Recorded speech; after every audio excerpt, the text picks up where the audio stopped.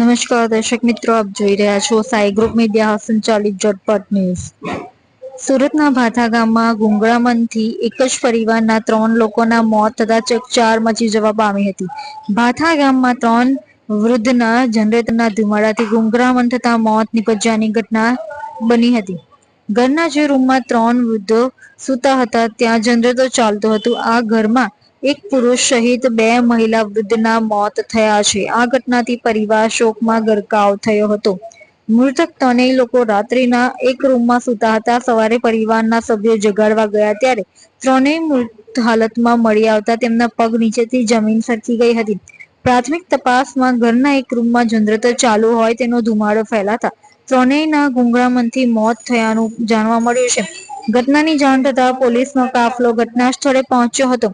પોલીસે ઘટના સ્થળે પહોંચી 3ના મૃતદેહોને મોતનું સાચું કારણ જાણવા માટે સિવિલ હોસ્પિટલમાં પીએમ અર્થે ખસેડવામાં આવ્યા હતા। આ ઘટનામાં 76 વર્ષીય મૃતક બાલુભાઈ પટેલ, 56 વર્ષીય સીતાબેન રાઠોડ અને 60 વર્ષીય વેદાબેન રાઠોડના મોત નિપજ્યા છે।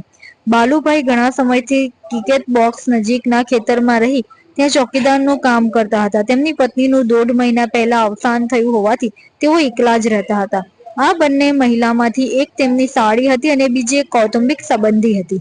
પત્નીના મોત બાદ સમાજના રિવાજ પ્રમાણે મહિનો ફેરવવા માટે બંને મહિલા આવી હતી। તેઓ બાલુભાઈને પોતાની સાથે લઈ જવા માટે ખાસ કોસંબાથી સુરત સુધીનો પ્રવાસ કરીને આવ્યા હતા।